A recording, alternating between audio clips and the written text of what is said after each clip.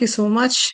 Be blessed by the divine, be blessed by the divine, be blessed by the divine. Let the grace of Guru flow through me and enlighten everybody, including me, the lessons which he has given to us. Thank you so much for the introduction, sir. Let me quickly jump into the subject.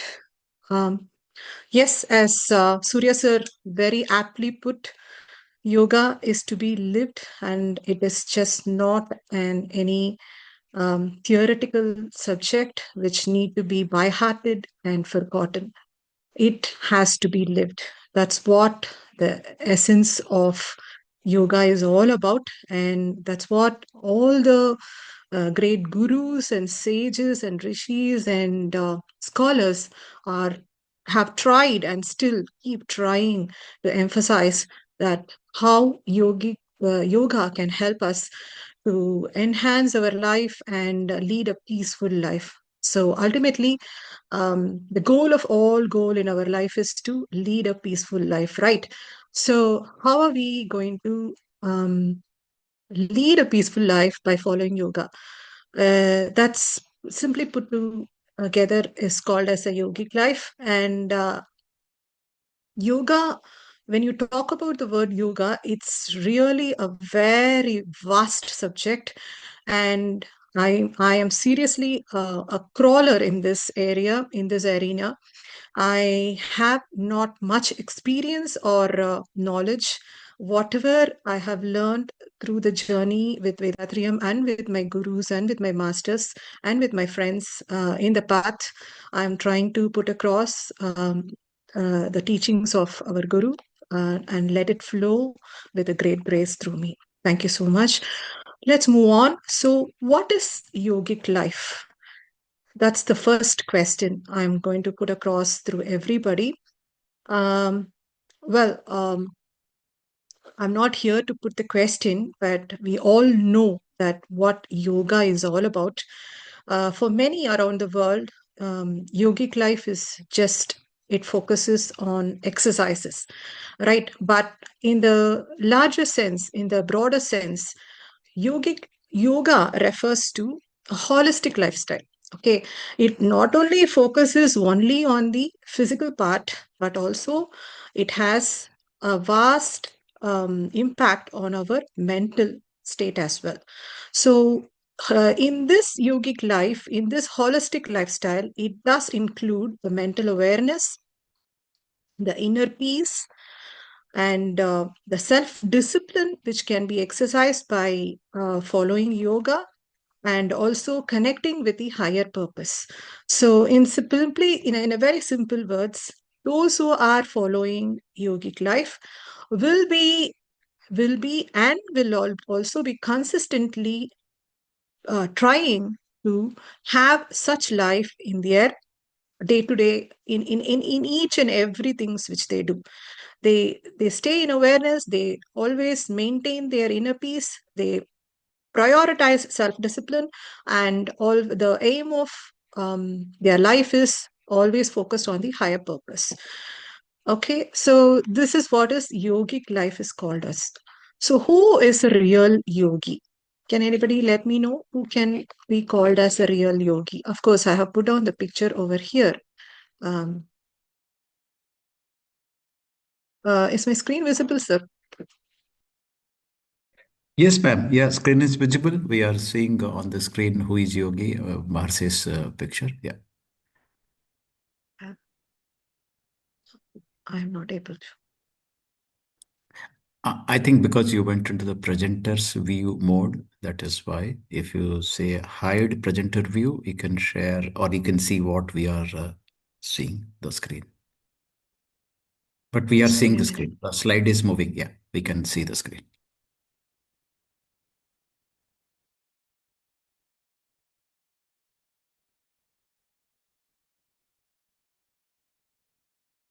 Okay, so who is the real yogi?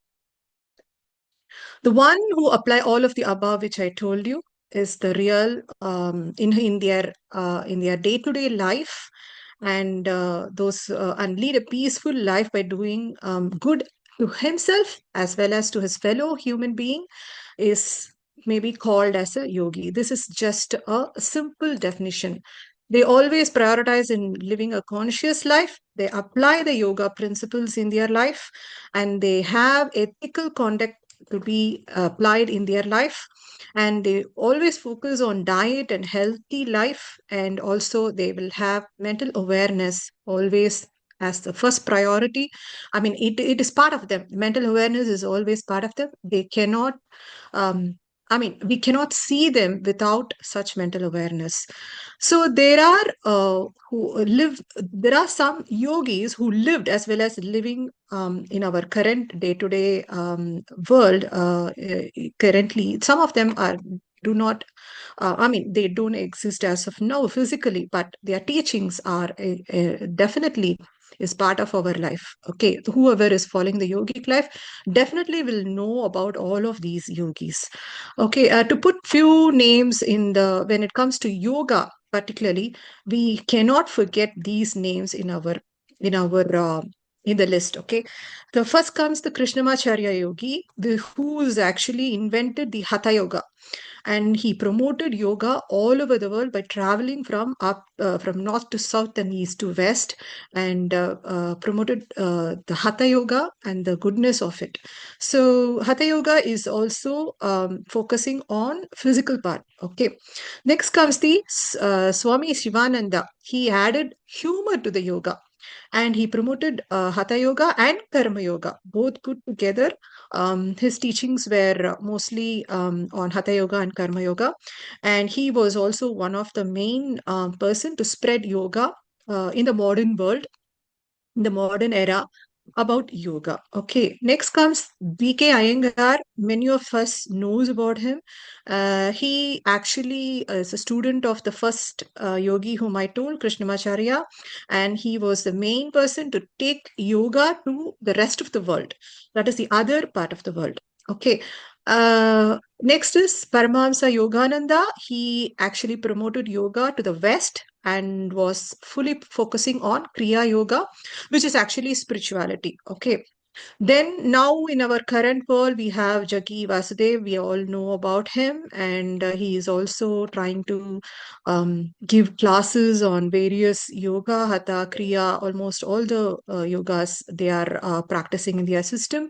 And of course, everybody's aim is to give goodness to the people, though whatever may be the yoga they are practicing, and whatever may be the preaching, and whatever may be the content of their organization, it doesn't matter. Their ultimate aim is to promote the goodness of yogic living only. Well, I cannot stop here without adding our beloved guru, Sri Yogiraj Vedatri Maharishi, right? It has been featured in the Wikipedia under the heading Modern Indian Yoga Guru, where our guru's name is also there. He brought us, we all know, right? He brought what is the yoga system he brought us is Sky, which is simplified Kundalini Yoga, and it actually focuses from the from the people who are laymen. Okay, from the who even uneducated people will be able to apply his simplified yoga terms and yoga principles in their life and benefit out of it. This is his ultimate aim. And he don't he I do not know about others whom I have mentioned here. Of course, they all are trying their level best to bring the goodness to the system, but I'm pretty sure that none would have explained so simple and so easily on how to lead a yogic life. And you will definitely acknowledge to what I'm saying as of now, and will definitely will be agreeing to that our system is the most simplified, easy, at the same time in depth when we start applying such yogic principles in our life. Okay, fine. Why we need to live yogic life? Anybody can let me know?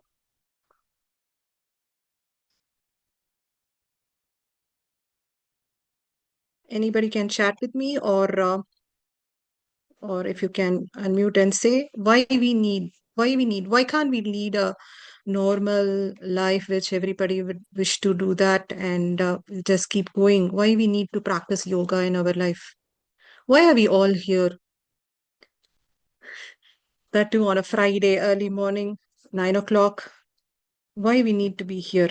What is it that, yeah, I can see some chat. Uh, From Ayanachala sir, he mentioned yeah. one to Uh, realize the purpose of life. And there is another message from OnePlus to live at peace. yeah. Yes, absolutely. In modern life, we all run behind money, fame, success, identity, recognition, etc., etc. All of them are actually the arena of materialistic world. Am I right? So in this hustle bustle world, we have no balance between health, wealth, relationship, and spiritual growth. So, if we apply spirituality in all of the above arenas, then there may happen a magic where you can bring in balance and peace and lead a calm and peaceful life. So, am I justifiable in this way that we definitely need yogic life to be um, applied in our, we need to lead a yogic life. Am I right? Okay. So, how are we going to that is let's deep dive a little bit deep about what is yoga and what is the origin and why is it so important. Okay. Yoga, as we all know, is derived from the Sanskrit word yuj, which is nothing but union, unity, or harmony. I'll let you know what the harmony is all about. And yoga also, we cannot identify exactly when exactly the origin started because it is part of our ancient lifestyle in India and was casually followed as a daily life by our ancestors, rishis, gurus, sadhus, etc. So yoga is was definitely not something which now, as of now, we are attaching this to our life and making it as our life, right? But in previous, that is in ancient times, yoga was their lifestyle itself. So such a disciplined life they were living, but it got a little bit distracted in the recent years because of our civilization and scientific improvement. So yoga has also Rig Veda, that is, it has taken place even in our Veda, and Rig Veda speaks about the importance of meditation and the initiative processes, and also emphasizes that one can attain divinity only through practicing rituals and enforces the need for inner travel for divine realization. Okay, so Rig Veda has the essence of initiation. Okay, so it talks about Raja Yoga. Then Upanishads also emphasizes the importance of asanas. Okay, and they talk about the physical benefit which can be accomplished by putting across, by doing the asanas. We cannot forget Patanjali. Okay, he's one of the very revered ancient sage and a philosopher and author, and widely regarded as a father of modern yoga. See, he lived in the second century up to the half of the third century, if I'm not wrong. And still, they call such age as a modern yoga. And what we can call the current year yoga is definitely our system has a justification to call it as a simplified yoga. Okay, and he compiled the Yoga Sutras focusing on 8 limbs. Okay, it starts from Yama. Well, I'm not here to explain the whole of these 8 limbs. That's not my goal for as of today, but definitely we need to understand how Patanjali has explained, how Patanjali has given us the Yoga Sutras, and it has 8 limbs, that is 8 way of practicing, putting yourself into those practices in order to reach the last stage, which is actually Samadhi. Samadhi is nothing but uniting with God. Okay, so I will definitely share this PowerPoint with you all, and you all can go through the various stages, that is the limbs of Patanjali yogas, which actually coincides with all the yoga practices which is happening around our world, which is being practiced around our world, and also with our system. So it starts with yamas and it completes with samadhi. It goes like this. It's not like that. It is start with yamas and it goes like that and finishes in samadhi. Okay, I will share this with you all, and I'm not going to explain here anything about this because that's not our aim for today. So, but we cannot forego or cannot go without understanding what this eight limbs is all about. Okay, this will help us to understand how easy and simplified our system is. That's the reason I put across that particular slides over there. According to Vedatriyam, what is yoga? Can anybody let me know about uh, what is yoga according to our Vedatriyam?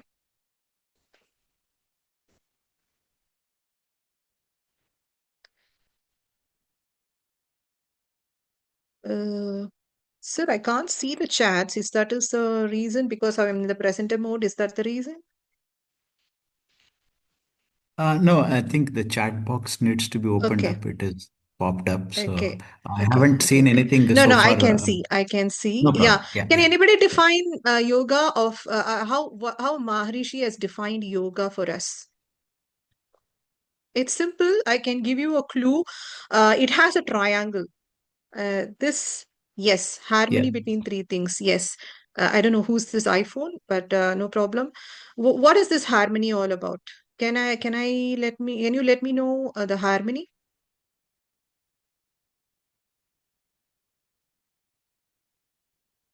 What's the harmony?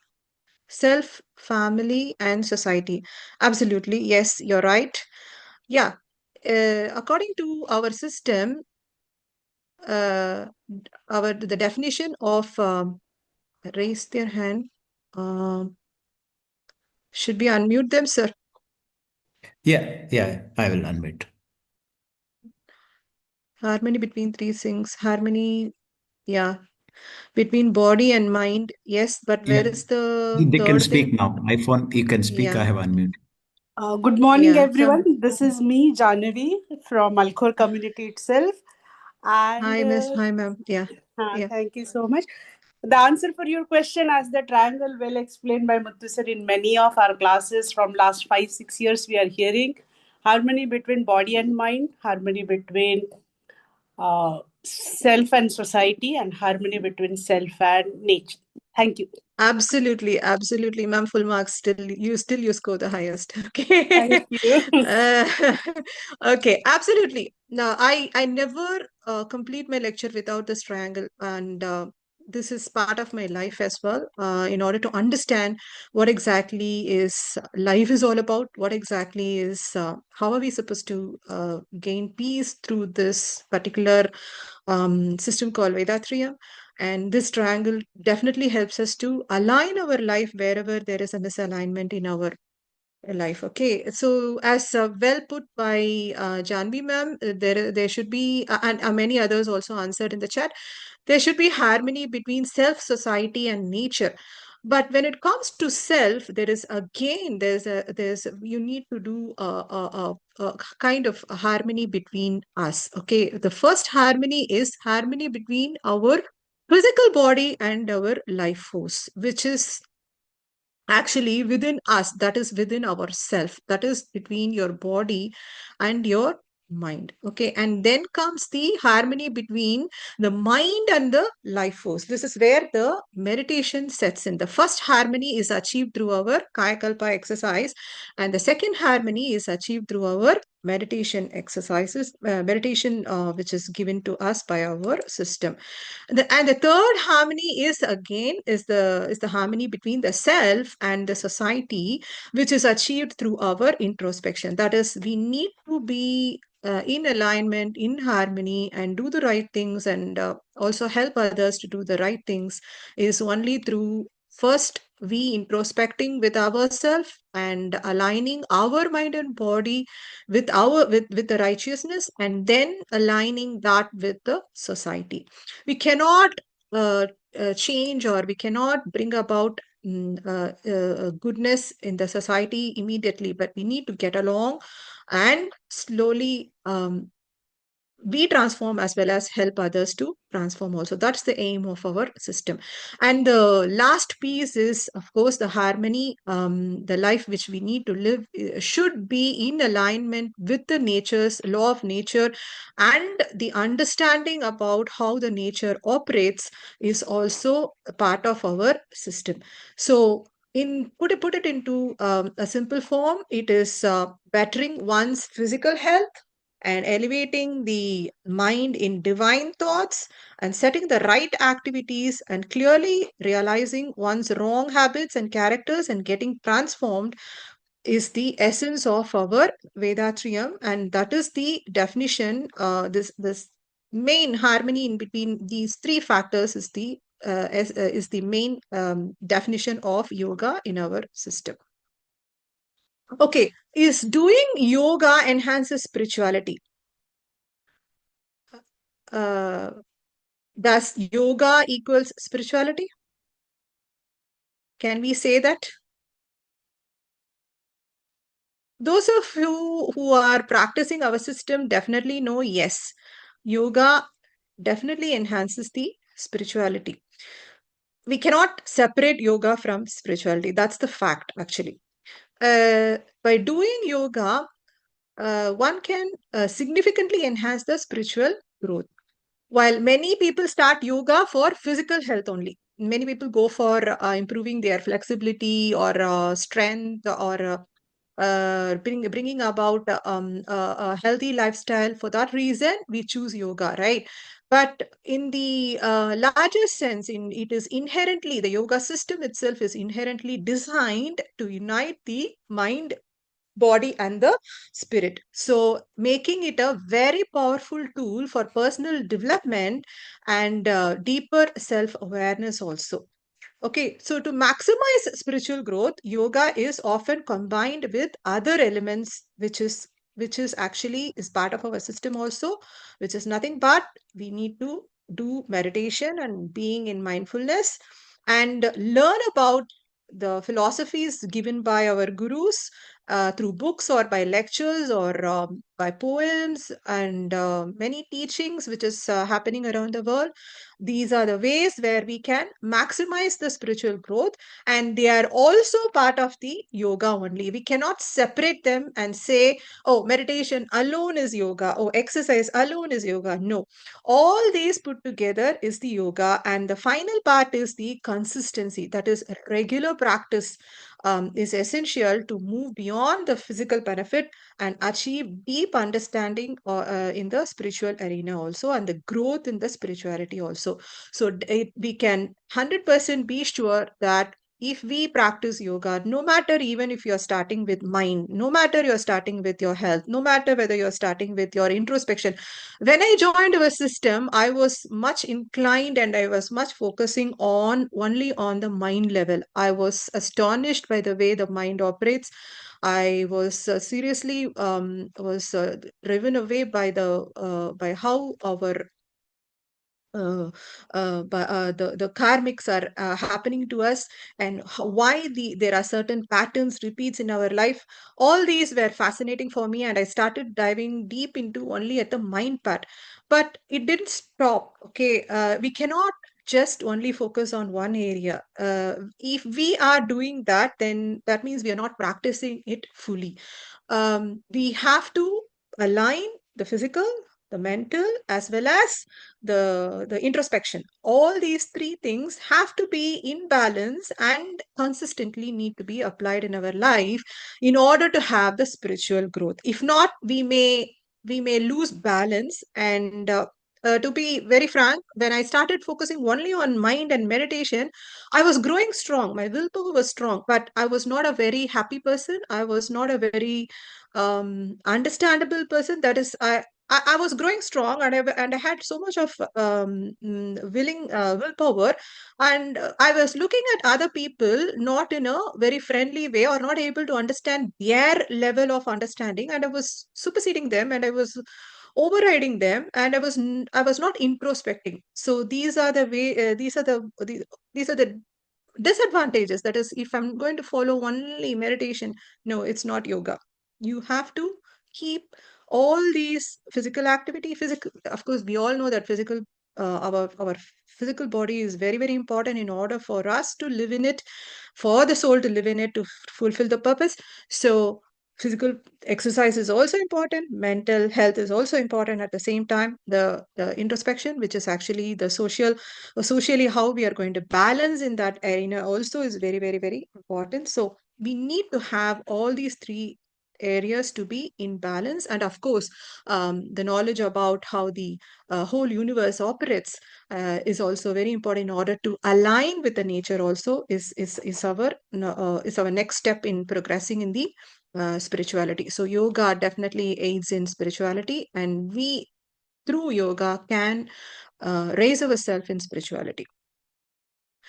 I hope you all were in the class last week, and our master, Mr. Muthu, was giving us a lecture on how to practice spirituality in our daily life. As per his last lecture, he gave us two pillars. May I know, and anybody can chat, or can anybody can let me know what is that core essential pillars which he was describing?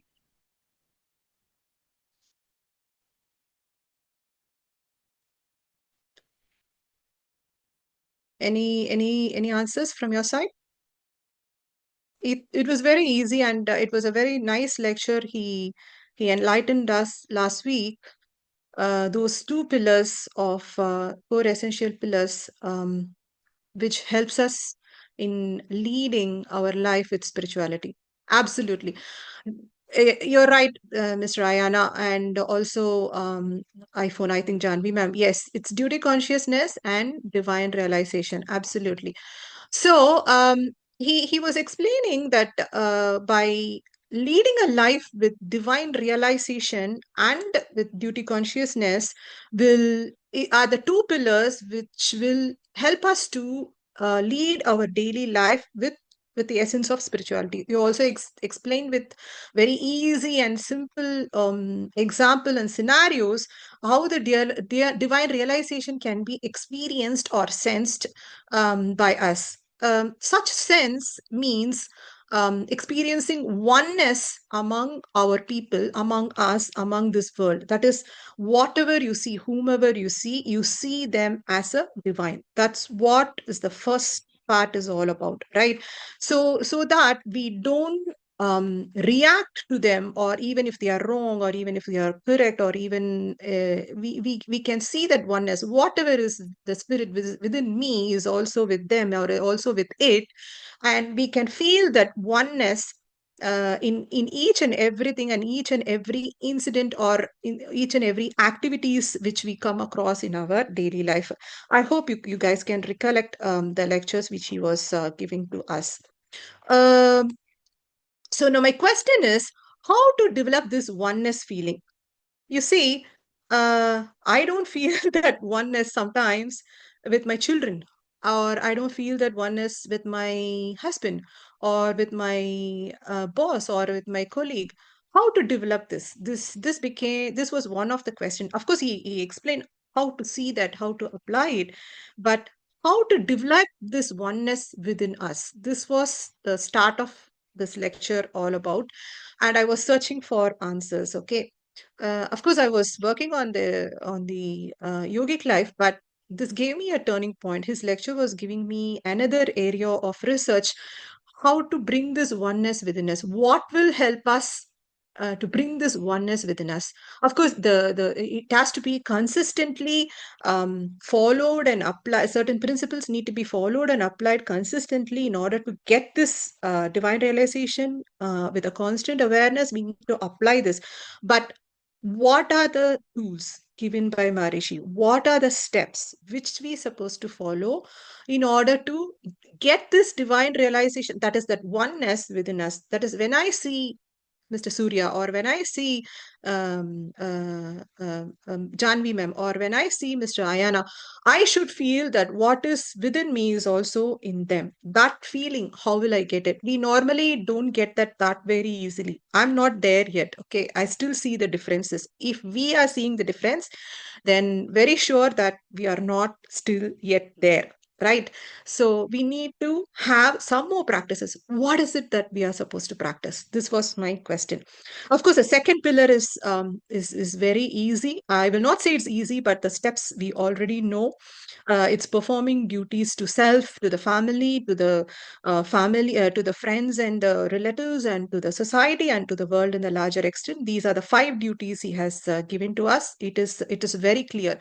But when it comes to divine realization, it's not something like yes, these are the steps, and no, it is it is little bit vast, and I am not too sure, because I'm still learning. I'm also still learning, so I may give you all a little bit of gist about it, but not the entire. Maybe the masters and the gurus who are present here can enlighten us further from this lecture about what else we can do about it. But I will give whatever I have done, a small learning and search from whatever I learned, how to bring this oneness, within us, and lead our life with divine realization on a daily life. This was the question. Okay, so divine realization oneness is can be applied, as I've already mentioned in this slide. Like, we need to follow meditation, we need to follow the books,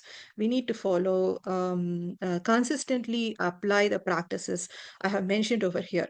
And what is this RYGYKY? Anybody has the answer for this? It's simple, it's easy.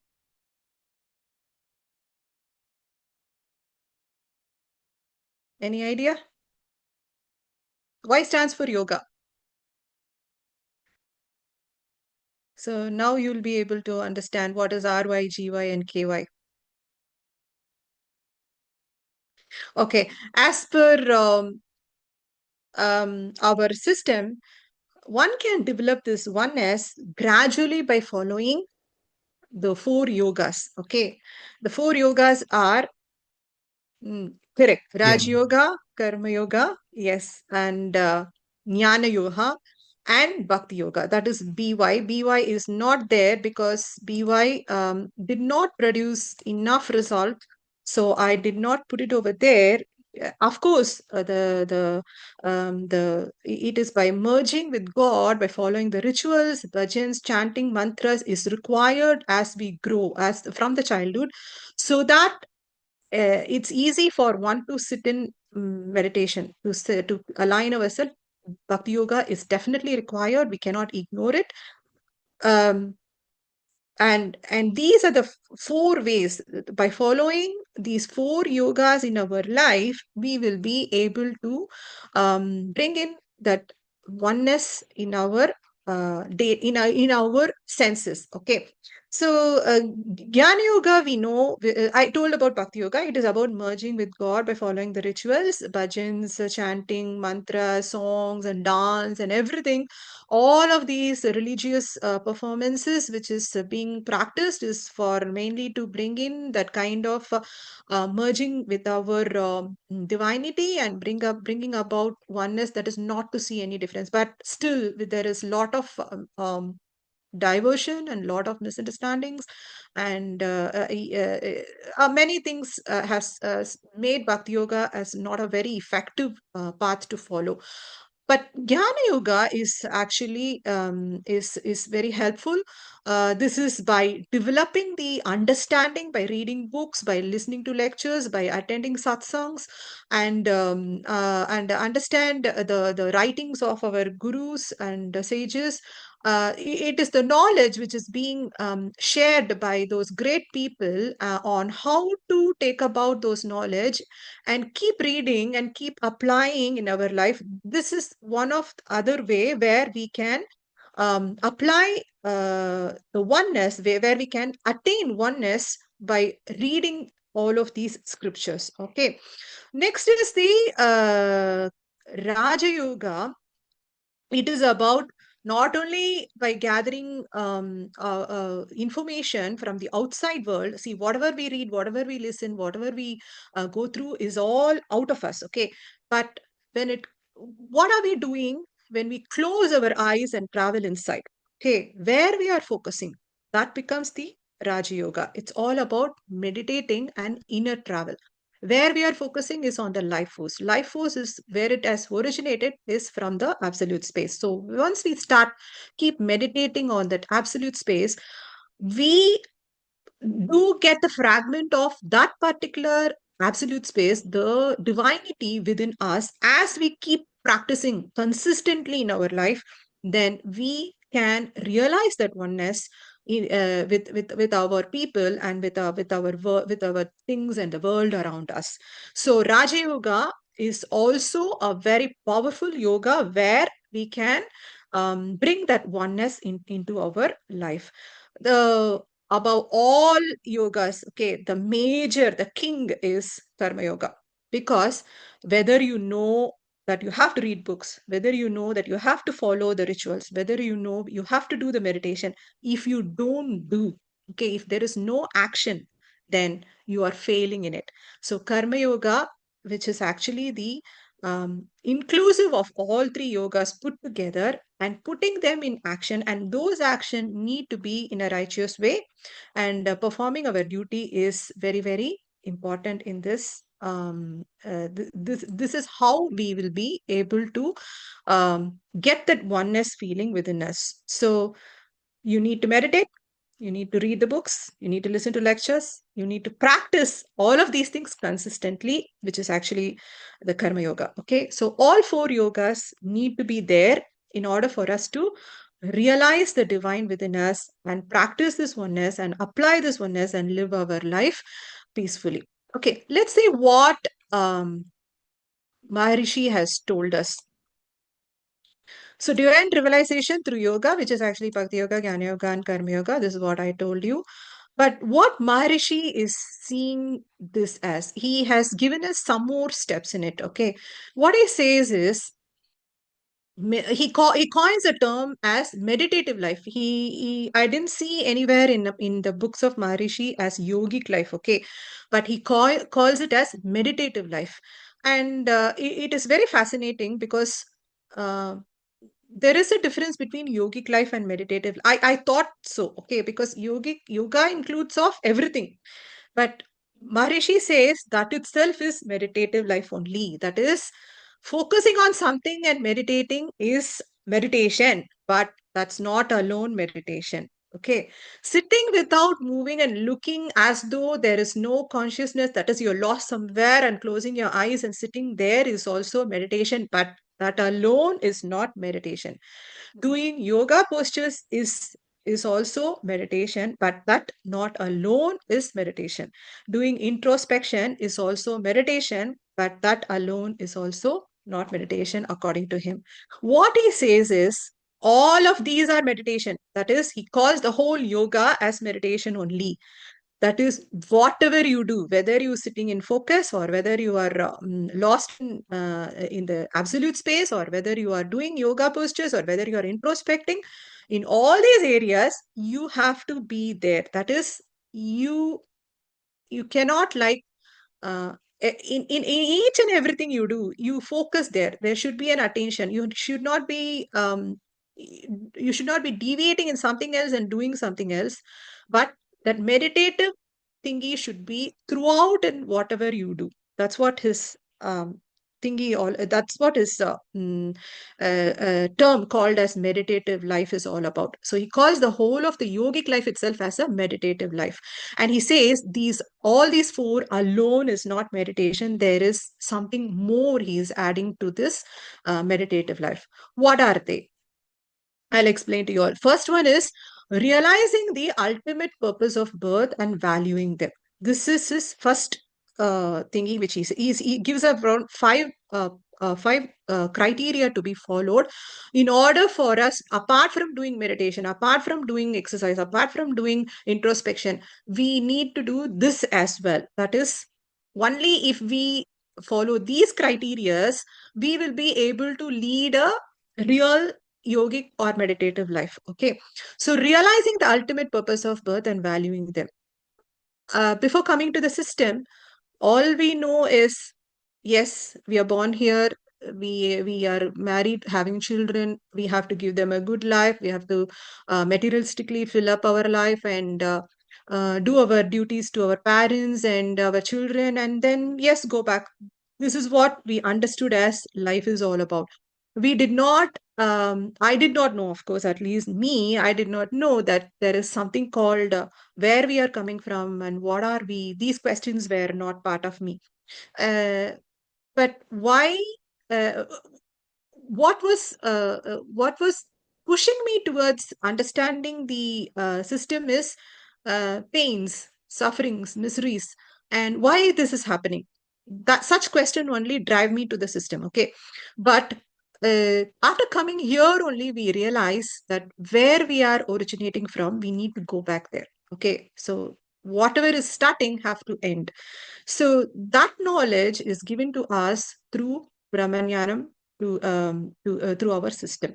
So with that, we do understand from where this whole universe is originated, and we as a speck in that particular universe need to go back to that absolute space again, right? So that is the ultimate purpose of the birth, and we need to value them. That is, value them means we need to take steps in our day-to-day life in order to progress in that journey. It's not about only understanding that we need to go back to the origin, but we need to do in our day-to-day life about improving ourselves in that journey. Taking one step on a daily basis will help us to reach back to that ultimate purpose. Okay, so ultimate purpose in sense only after we could going back. No, while living in this world, while living in your day-to-day life, you should be able to realize that divine within us and perform our duties is the ultimate purpose of our birth. So divine realization is one of the purpose, staying happy is one of the purpose, and of course doing our duties with this awareness is also our purpose of our life, right? Okay, next is the knowing the current consciousness. That is, where are we as of now? What is our consciousness? And improving it to the higher consciousness is the second step. So in this case, like what happens to us is uh, we we do see the consciousness for the five sense animals operates at three levels. One is cognition and experience and discrimination. These are the three levels where the consciousness operates for the five sense animals. But man alone has the sixth sense. Okay, in that, with that sixth sense, he will be able to analyze. Of course, even the animal can discriminate. For example, the meat-eating animal will not go and eat the grass. Okay, the grass-eating animals will not go and eat the meat. So they discriminate and they understand and they live their life. But their karmic, that is their action, stops as soon as the hunger is quenched. But for human, we have sixth sense and we develop the creativity and we are going beyond our over superseding our sixth sense also. In the sense, we are misusing it, we are indulging in that pleasure. We know that today I ate idlis. Yes, the idli is tastier and I'm happy with it. And tomorrow I'm eating puri. Puri is more tastier than idli. So what I'm doing is I always go for puri and indulge myself in that sensual pleasure and I stay there. But uh, in actual fact, the human has the ability to change his animalistic, that is, the current consciousness, which is actually in the animalistic with animalistic imprint can be improvised and move on to the higher consciousness. That is, you need to come out of those materialistic consciousness and move to the higher spiritual consciousness. So this awareness is possible only through meditation. Okay, this next is the disciplining five senses. Because the example which I quoted is also can be equated with this. If we are going to indulge ourselves with the experiences which we get through the five senses, then we will be locked within this world and within the materialistic world, and we are not going to find peace in our life. This was also explained by Muthu sir last week, that if any one person is gaining 60% of material success and 20% in spiritual success, he may find his life peaceful only 20%, because the quotient between the 20% and 60% is the 60% is not going to give you peace of mind at all. Only the 20% is going to give you the peace of mind. And so we should be in progress to apply this particular discipline about getting over our five senses. Of course, senses are required for us in order to enjoy our day-to-day life. The food we eat, the atmosphere we live in, and uh, whatever we experience in our life, is everything need to be good. So we definitely need the senses, but we should not get struck with this five senses and lose ourselves in our day-to-day life. Maharishi explains this very beautifully with a poem. I will show you that poem. Just give me a minute. Okay, this is the poem for those who can benefit out of Tamil, can learn this, but I will explain this in a poem, this in English. He equates our five senses to a pot. Okay, a pot. And if the pot is placed in a water, maybe say a pond or a river, if we place the pot upright, that is just like that, upright, and press the pot inside, what happens is the water may get inside the pot, and the pot may get immersed and will disappear from the surface of the water, right? So here the pot is called as the consciousness, and it is operating in material consciousness only. Whereas if you want to come out of this material consciousness, or you want to have the material consciousness and also experience and enhance yourself into spiritual consciousness, then what you're supposed to do is not to put the pot upright, but you have to put upside down. If you put the pot upside down in the water, the water will not go. And even if you press inside from upside down, it will go inside and it will come up again. Okay, so it will rise up again. Similarly, if the spiritual consciousness is developed, the mind may not. You will be experiencing the material consciousness. You will be enjoying those sensual pleasures, but you will not get indulged in it, and you will be experiencing with limits and methods, and you'll be coming out of it like how pot is put upside down. Okay, so it is through our efforts only we need to do these exercises, whether you want to put your consciousness upright or you want to put it upside down. It is all left with our practices and with our efforts.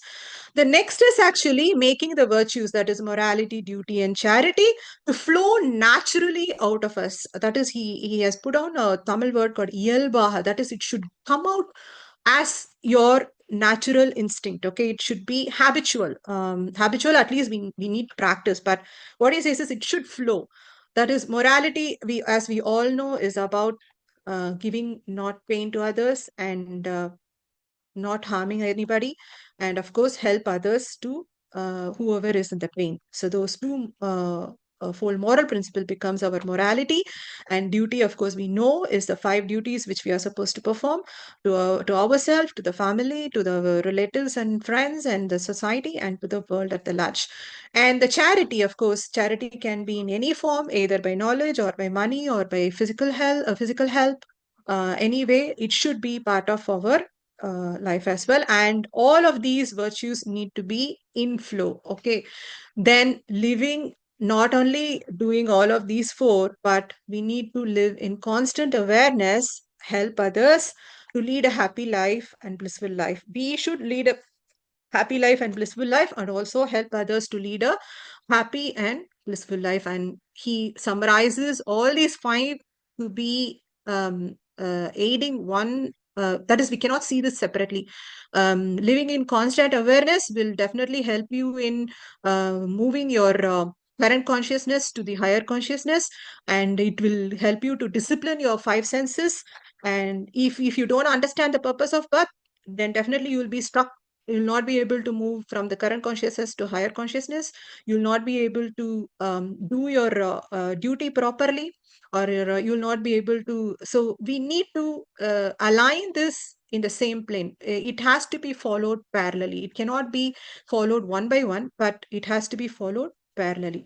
So this is what he mentioned it as the total meditative life. So according to Maharishi, if we follow all of these five parallelly, consistently, um, then yes, we are living a meditative life, yogic life. Of course, all our meditative practices, our introspection practices, our exercise, all of them help you to accomplish such meditative life throughout our life. Okay.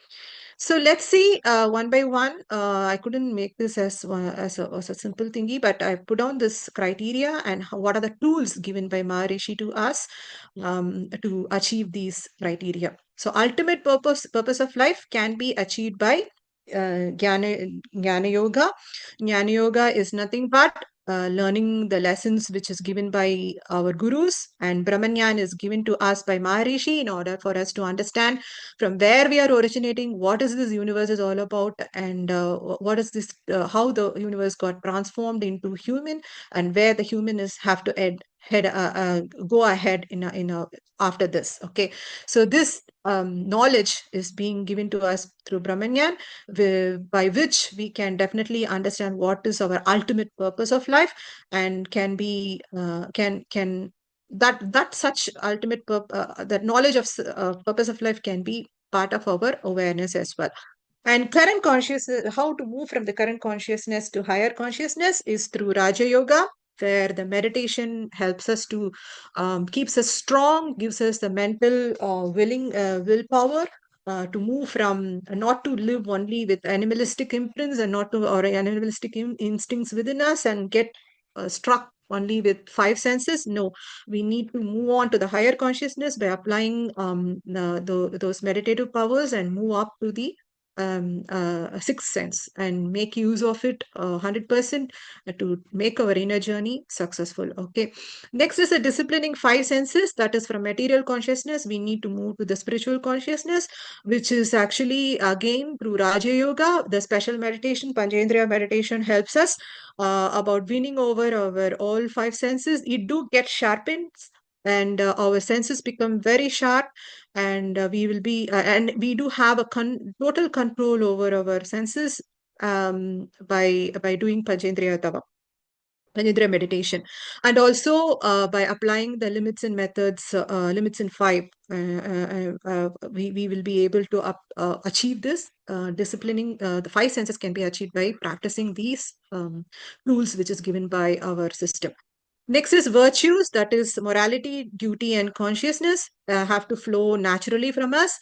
For that, it's very simple, which we normally say after our meditation, the twofold moral principles. The reason behind we saying this after the meditation is so that it goes into our subconscious mind and it comes into awareness each and every minute that I will not do harm unto anybody, to myself as well as unto anybody, and also help others if whoever is in pain. So again, five duties, as I told you. So these are the lessons, these are the tools which is given to us. And of course, introspection. Say, for when we execute the five duties, we do have to coordinate. We do have to mingle with people. Over there, we need to exercise our anger management. We need to exercise our eradication of worries. We need to exercise our thought pattern, that is analyzing our thought. So that's where the introspection comes in. So introspection can be used as a very effective tool in order to live a very virtuous life. And next is the constant awareness, that is live by these teachings and also help others. This is achieved by our meditation and meditative powers. Constant awareness is possible only if you keep practicing your mental frequency at the lower level, at least at Agna, on a regular basis. Then yes, we will be able to live our life in the constant awareness. And Narishi has told this also, that is, we need to be in Agna even in our day to day, each and every second of our life. In that way, awareness can be achieved. And of course, the twofold moral principles to be followed in order to live in order to help others. Okay, so these are the various tools through which these criteria can be fulfilled. By fulfilling these criteria, Maharishi says that yes, we are achieving the meditative life. Okay, and I believe I already explained this. So according to him, leading meditative life is equal to yogic life. So he by himself lived such life and stood for his words by giving us the whole system so that anybody can practice it in a very easy way. Is it not his name, Yogiraj? Vedatri Maharishi suits him well, right? Is there any other easy methodology exist, more simpler than what Maharishi has given us to lead a yogic life? I'm not too sure about it, because all the while I'm practicing only this, I have not gone into any other practices, because this itself is giving me all of that what is required to lead a meditative life or yogic life. So all praise to our beloved Guru. With this, I'm concluding this speech. Thanks for the opportunity. Be blessed by the divine. Thank you.